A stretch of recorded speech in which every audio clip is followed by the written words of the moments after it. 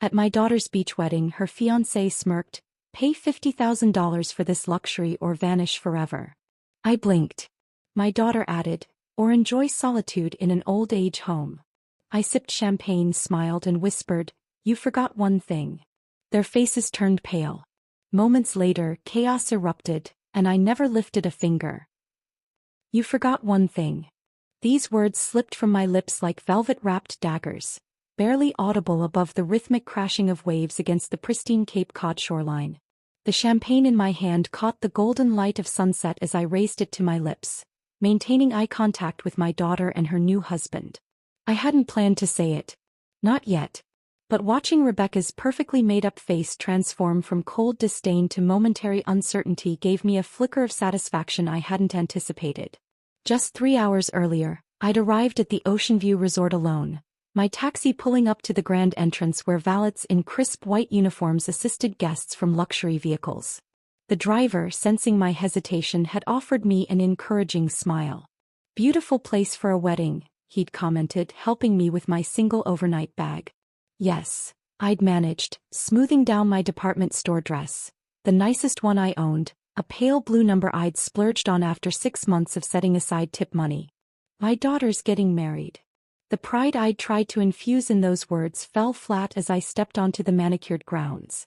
Immaculate white chairs adorned with lavish floral arrangements faced the ocean. Crystal glasses caught the sunlight, creating prisms across the professionally decorated tables. Women in designer dresses mingled effortlessly, their laughter tinkling like the champagne being poured into flutes worth more than my weekly grocery budget. A tall woman with unnaturally smooth skin glanced at me, her eyes performing a quick assessment. I watched her gaze travel from my face down to my sensible heels, lingering momentarily on my handbag. Not a designer piece but the best I could afford. Her slight grimace told me everything I needed to know before she turned away, dismissing me without a word. I clutched my invitation tighter, scanning the crowd for my daughter. Rebecca had insisted I arrive early to help with last-minute details, yet no one seemed to be expecting me. After 15 minutes of awkward wandering, I spotted her in a white silk robe, surrounded by bridesmaids in a secluded area of the garden. "Mom, you're late," she said instead of hello, barely looking up from her phone. Her voice carried the slight edge it had developed sometime during her junior year of college. "Everyone's been asking where you were." A lie, of course. No one had been looking for me. "The ceremony starts in 2 hours, she continued, finally meeting my eyes. "Your dress is fine. Just try not to embarrass us today, okay?" The words stung more than they should have.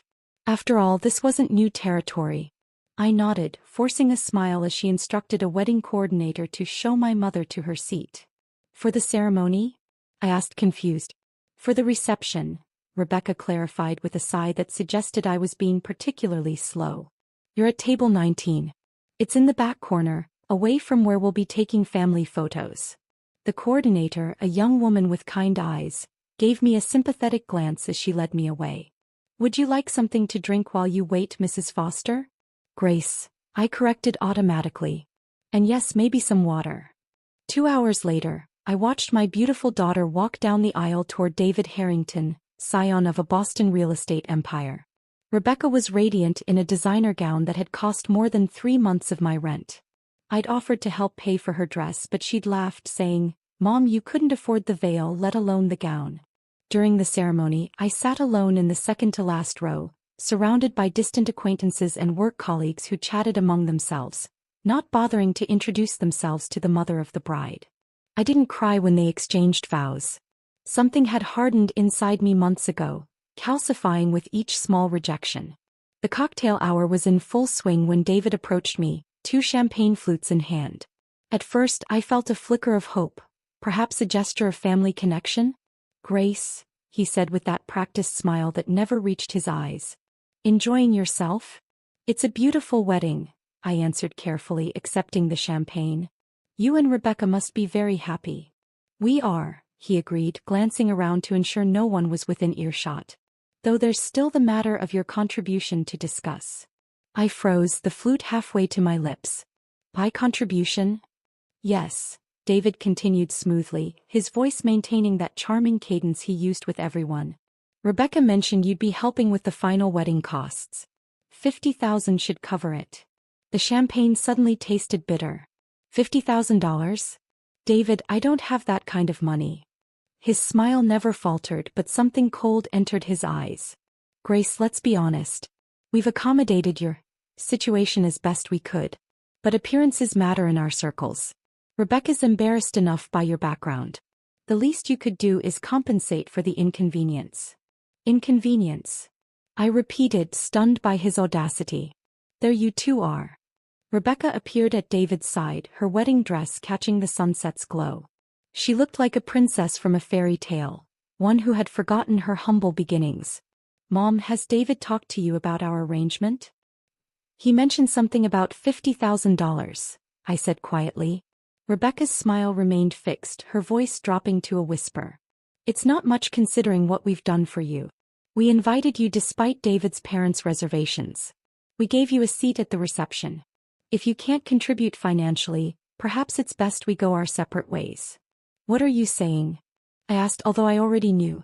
I'm saying there's a lovely retirement community in Arizona where you wouldn't bother anyone, she replied coolly. Your choice. Pay for the luxury of being in our lives or vanish forever. It's really quite simple. I looked between them, my daughter and her new husband, standing before me like royalty addressing a peasant. 18 years of sacrifice, 3 jobs at once to put her through college, my retirement fund poured into her boutique. All forgotten. Something settled inside me then. A calm certainty. I sipped my champagne slowly, letting the moment stretch. Then I looked directly into their confident faces and whispered, "You forgot one thing." The flash of fear that crossed their expressions was unmistakable. They hadn't expected defiance. "Excuse me," I said, rising gracefully. "I need to powder my nose." As I walked away, I could feel their eyes boring into my back. They had no idea what was coming, what I had been preparing for months.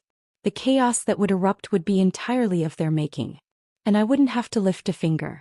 As I walked away from Rebecca and David, my heels clicking against the polished stone path leading to the resort's main building, memories flooded through me, not of my daughter's wedding day, but of another night 18 years ago when I made the most important decision of my life.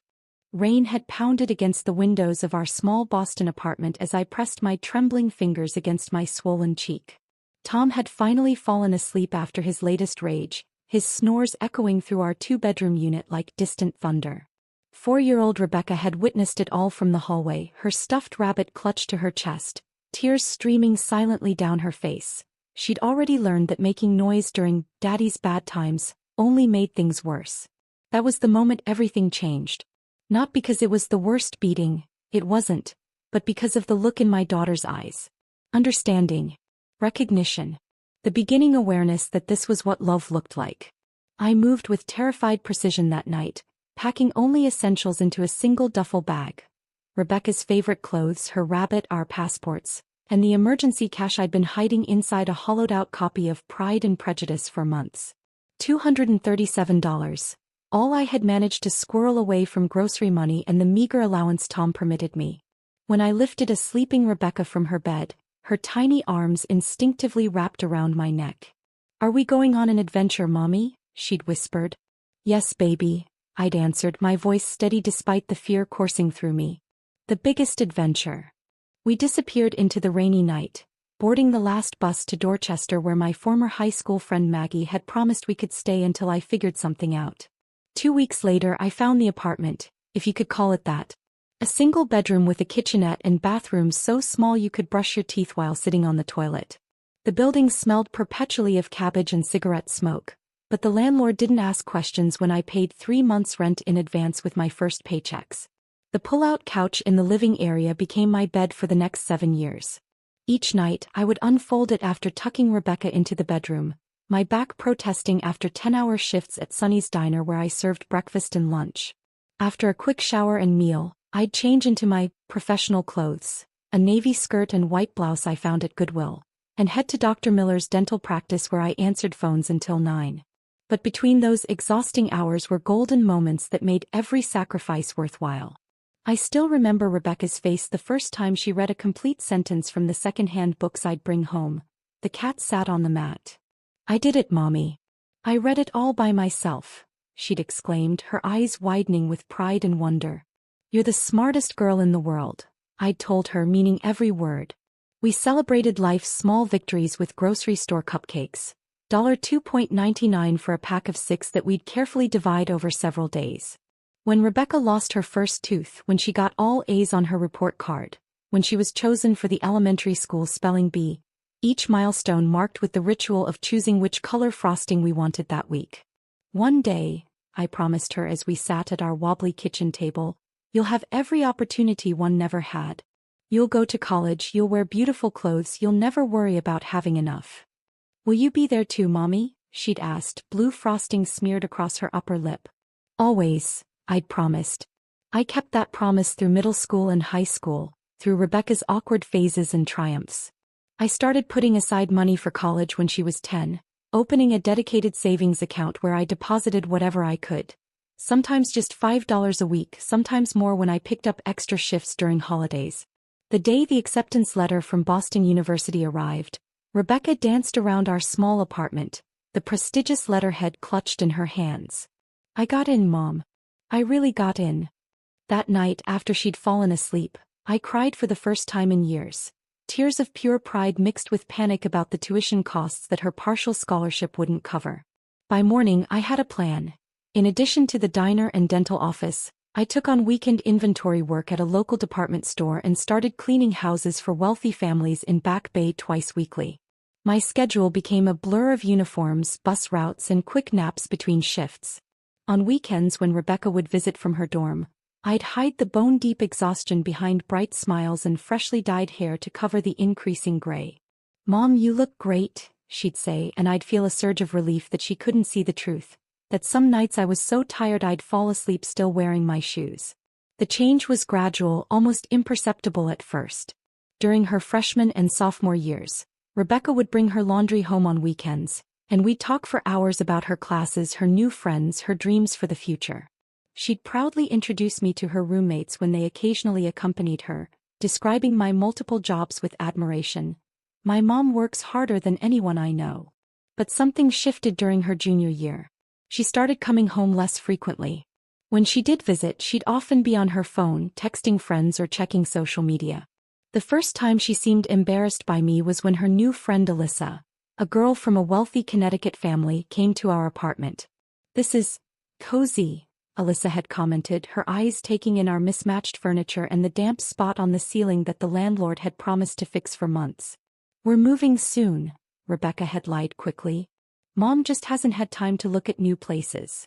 Later that night, after Alyssa had gone back to campus, Rebecca suggested that perhaps it would be easier if she just stayed at school on weekends. "The library has better resources for my business classes anyway," she'd explained, not quite meeting my eyes. I nodded, swallowing the hurt. "Whatever helps you succeed, sweetheart." I didn't tell her that I'd already been planning to pick up a 6th shift at the diner on Saturdays. Her success was all that mattered, even if the path to it gradually took her away from me. Rebecca graduated with honors, her business degree from Boston University opening doors I never dreamed possible for my daughter. I sat in the audience during the ceremony, cheeks aching from smiling so hard, watching her confidence stride across the stage. My hands were raw from extra shifts, the skin cracked and reddened from cleaning chemicals, but I wore gloves to hide them as I applauded louder than anyone. 2 weeks after graduation, my phone rang at 11:43 p.m., just as I was collapsing into bed after a double shift. "Mom." Rebecca's voice trembled on the line. "Are you awake? I need to talk to you." I sat up immediately, sleep forgotten. "What's wrong, sweetheart? Are you okay?" "I found it, Mom," she said, words tumbling out between sniffles. "My dream. My purpose." She explained how she'd stumbled upon a vacant storefront in an up-and-coming corner of Beacon Hill. The space was small but had character. Exposed brick walls, original hardwood floors, and large windows perfect for displays. The landlord had given her a tour and mentioned how the area was attracting young professionals and fashion-conscious residents. "I could open my own boutique," she whispered, her voice filled with a mixture of terror and exhilaration. "Curated pieces for professional women, unique items you can't find at department stores. I've already started contacting small designers." "That sounds wonderful," I said, genuinely excited for her vision. Then came the real reason for her call. But I need startup capital. The landlord wants first and last month's rent plus security deposit by next week to hold the space. And then there's renovation, inventory, marketing. Her voice cracked. I don't have that kind of money, Mom. No bank will loan to someone fresh out of college with no business history. I closed my eyes, knowing instantly what I would do. How much do you need? Mom, I don't expect you to. How much, Rebecca? There was a pause before she answered, $97,000. The figure might as well have been $1 million. It was far more than I had in my savings account. But there was my retirement fund. Modest by most standards but religiously contributed to for 18 years. It was everything I had managed to set aside for my future. I'll have it for you by Monday, I promised. Her gasp was audible. Mom, how? That's everything you have. Not everything, I said softly. I have you. 3 days later I sat in Sarah Miller's office, my high school friend who had become a paralegal at a respected Boston law firm. I'd helped her through a difficult divorce years ago, letting her sleep on my pull-out couch for 3 months when she had nowhere else to go. Are you absolutely certain about this, Grace? Sarah asked, pushing her glasses up on her nose as she reviewed the paperwork for liquidating my retirement account. This is every penny you've saved. I'm certain, I replied. Sarah's lips pressed into a thin line. Then we're doing this my way. She pulled out additional documents. I'm drawing up partnership papers. You'll maintain 51% silent ownership. Rebecca will be the face of the business, but you'll have legal protection. I started to protest, but Sarah held up her hand. This isn't just about protecting you, Grace. It's about protecting Rebecca too. What if the business fails? What if there are liability issues? This creates a legal structure that safeguards both of you. Reluctantly, I agreed, though I never intended to exercise any control over Rebecca's dream. When we presented the paperwork to her, she signed without fully reading it, too excited about securing the storefront to pay much attention to legal details. Rebecca's closet opened 3 months later. The grand opening was modest. A small cheese platter, inexpensive champagne, and handwritten invitations to everyone in Rebecca's network. I stood in the background watching my daughter greet potential customers with natural charm, showcasing the carefully selected inventory with genuine passion. The boutique struggled for the first few months. I quietly contributed more from my savings when rent came due, never mentioning the additional support. Rebecca worked 14-hour days, designing window displays late into the night, negotiating with vendors and building relationships with customers one sale at a time. Then came the miracle. Alyssa, Rebecca's college friend, the one who had found our apartment cozy, had become something of a social media lifestyle influencer. She visited the store one afternoon, tried on a striking blue dress Rebecca had sourced from an unknown Brooklyn designer, and posted a photo to her Instagram account. By morning, the post had gone viral in Boston social circles. By afternoon, there was a line outside the boutique. By the end of the week, Rebecca had sold through nearly all her inventory and was frantically calling suppliers for rush orders.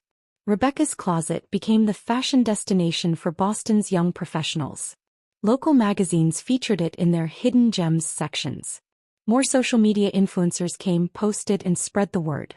Within 6 months, Rebecca was looking to expand into the vacant space next door. I watched it all unfold with overwhelming pride. My daughter, my brilliant, hardworking daughter, was succeeding beyond anything I had imagined when I fled with her in the night all those years ago. I deliberately stayed away during business hours, only visiting after closing to help with restocking or accounting. Rebecca never asked me to stay away.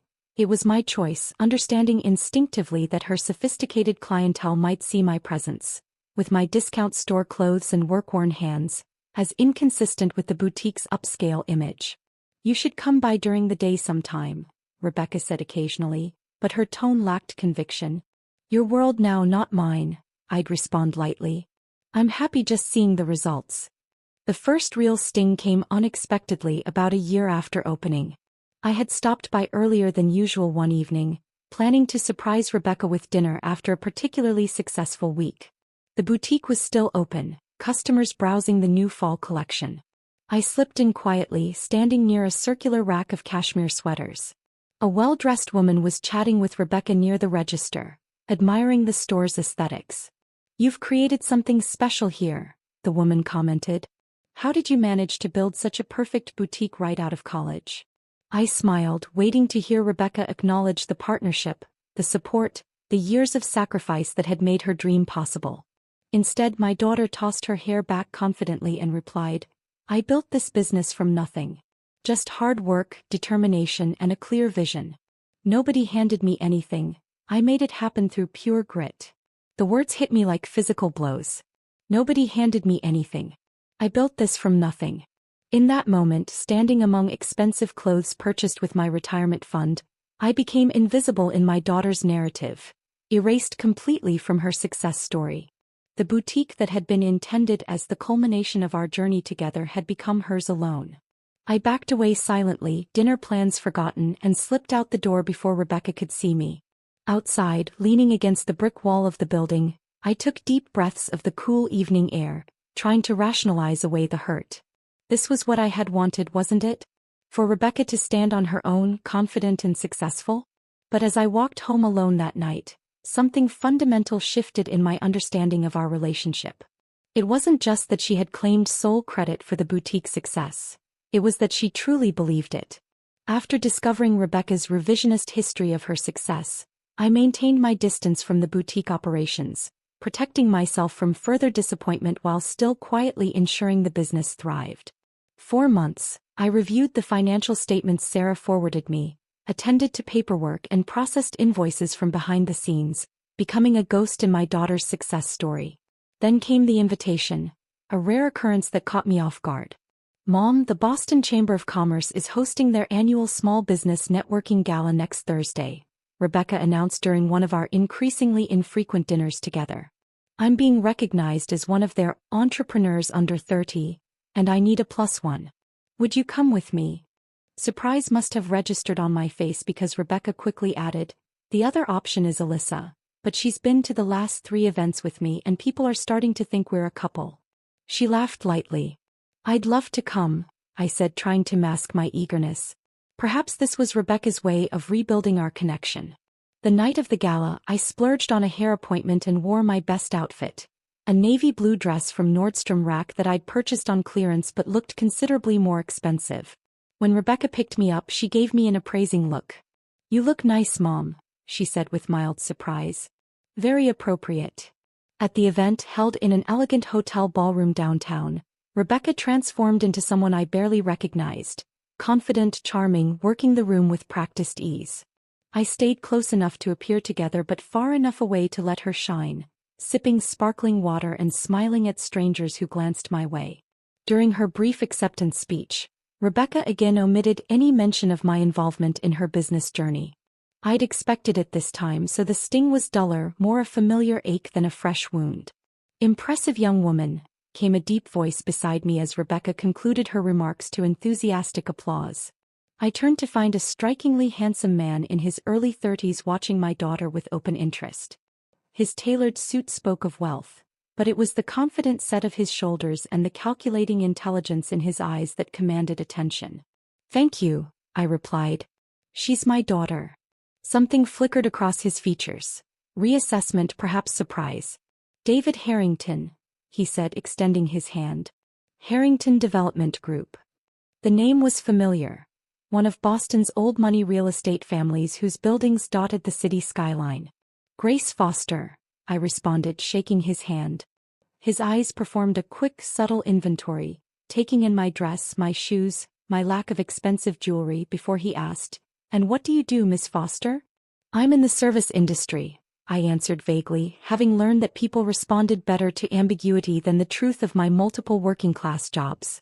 "Mom." Rebecca appeared suddenly at my side, slightly breathless with excitement. "I've been looking everywhere for you." Her attention immediately shifted to David, and I witnessed the instantaneous chemistry between them, like watching a match strike against phosphorus. David Harrington. He introduced himself, his entire demeanor shifting to something more animated and engaging than the polite interest he'd shown me. "Rebecca Foster," my daughter replied, extending her hand with a graceful flourish. "Rebecca's closet." "The woman of the hour," David smiled, holding her hand a moment longer than necessary. "I was just telling your mother how impressive your accomplishments are." Rebecca beamed, and in that moment I became invisible again. A prop in their meeting story rather than an active participant. I watched as David smoothly maneuvered the conversation away from me, asking Rebecca detailed questions about her business model, her expansion plans, her vision for the future. Within 20 minutes he had secured her phone number and extracted a promise to tour her boutique personally the following week. Within 3 days they were on their first date. Within 2 weeks they were inseparable. The whirlwind romance progressed with dizzying speed. Rebecca's calls to me, already infrequent, became even rarer.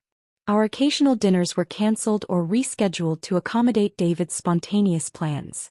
When we did meet, David dominated the conversation, speaking extensively about his real estate projects, family connections, and future ambitions. His interest in me extended only to cursory questions that inevitably circled back to potential advantages for him. Your friend is a paralegal, you mentioned? At which firm? Do they handle commercial real estate transactions? I began to notice troubling patterns. David constantly showcased Rebecca to his social circle but kept her separate from his family. He lavished her with expensive gifts, designer handbags, a platinum watch, creating debts of gratitude she could never truly repay. He'd drop casual criticisms disguised as helpful suggestions. That inventory system you're using is so outdated, sweetie. Let me show you how real businesses operate. Every attempt I made to discuss these concerns with Rebecca was deflected. He's just trying to help me succeed, Mom, she'd say defensively. David comes from a whole different world. He's teaching me how things work at that level. And what about his family? I asked once. Have you met them yet? A flicker of discomfort crossed her face. They travel a lot. I'm sure I'll meet them when the time is right. 4 months into their relationship, I learned of their engagement through a Facebook status update. No phone call. No advance notice.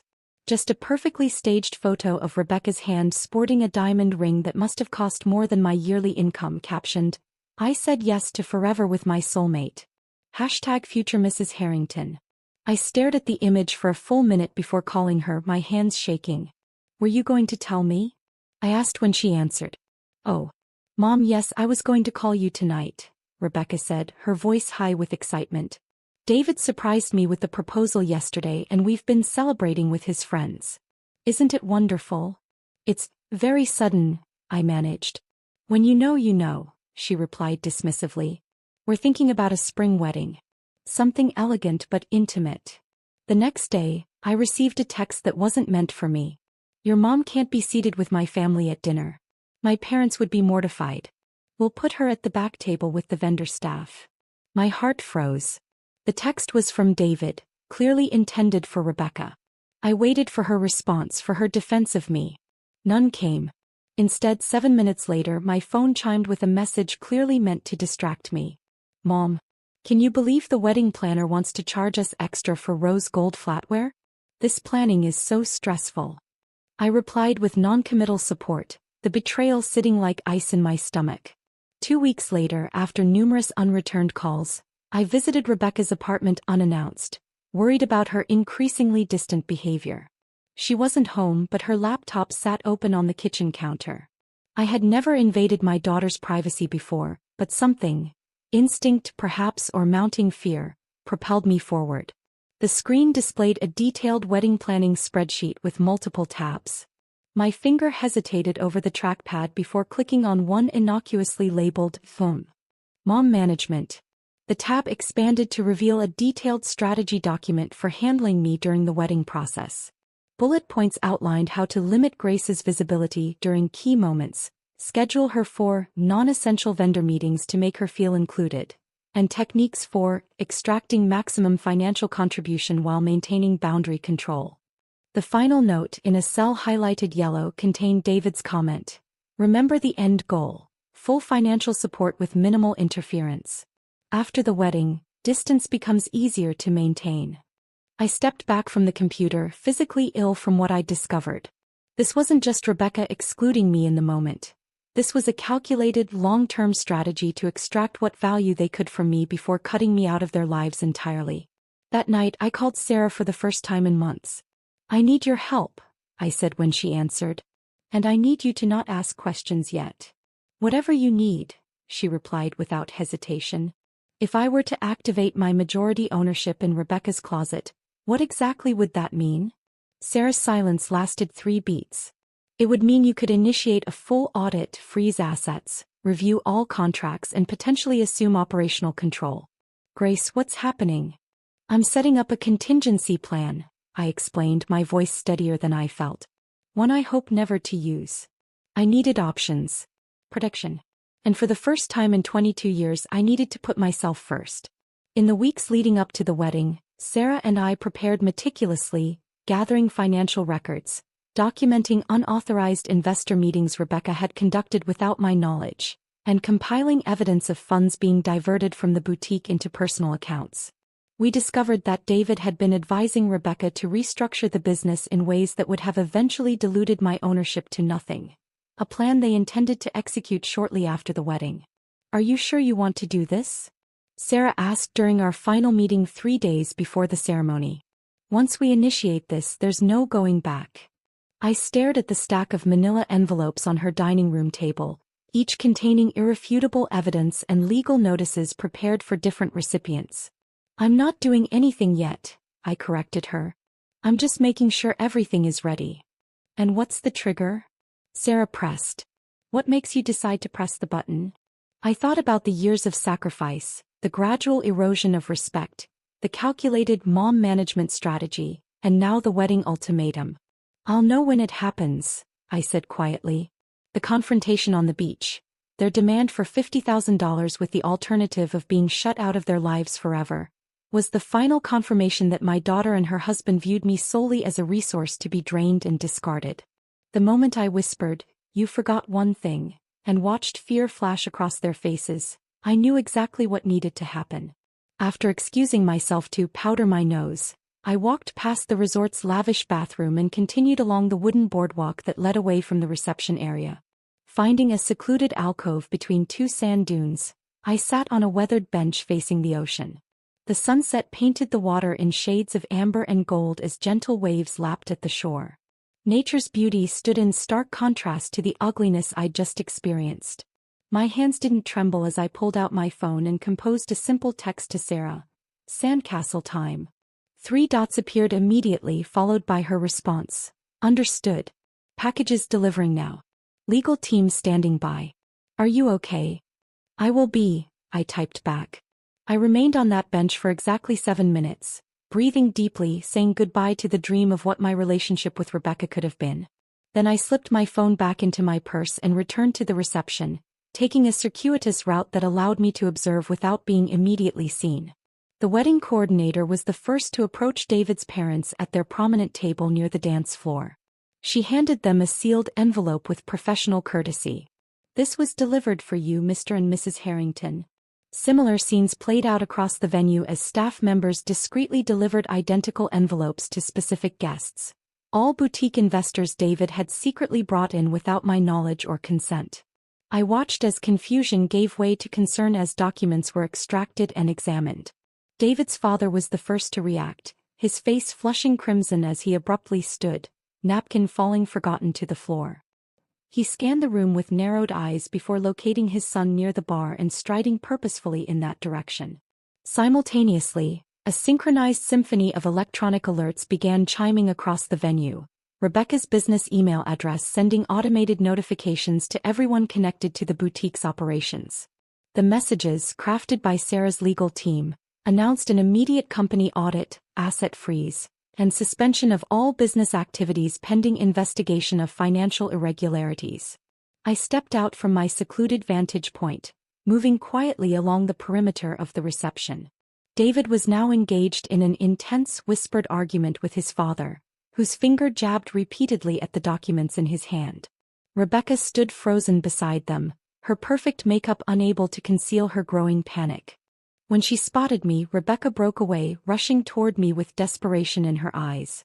Mom, what is happening? Everyone's getting these crazy emails about the boutique. Not crazy, I corrected calmly. Accurate. I'm exercising my rights as majority owner. David appeared at her side, his practiced charm entirely evaporated. What have you done? He hissed, keeping his voice low to avoid drawing more attention. I've protected my investment, I replied, maintaining the same even tone. Did you really think I wouldn't discover your plans to cut me out? The unauthorized investors? The diverted funds? Rebecca's face paled beneath her makeup. We can explain all of that, she stammered. It was just temporary, to build capital for expansion. Into David's side project, I finished for her. The South End development that somehow received a $200,000 investment from Rebecca's closet reserves without the majority owner's knowledge or approval. David's eyes darted nervously to where his parents were now speaking with another couple, both holding the damning documents. You have no idea what you've done, he warned. My family has connections you can't imagine. Is that why your father looks ready to disown you right now? I asked, nodding toward the elder Harrington whose gestures had become increasingly agitated. I wonder how he feels about his son using a small boutique as a personal piggy bank for a failed real estate venture. The horror dawning on their faces confirmed what I already knew. They had underestimated me completely.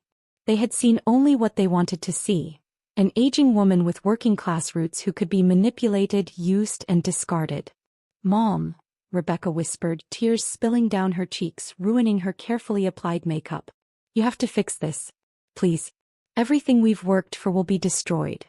Everything I worked for, I corrected gently. Everything I sacrificed for. Everything I built that you claimed as your sole achievement. Rebecca reached for my arm, her diamond engagement ring catching the light.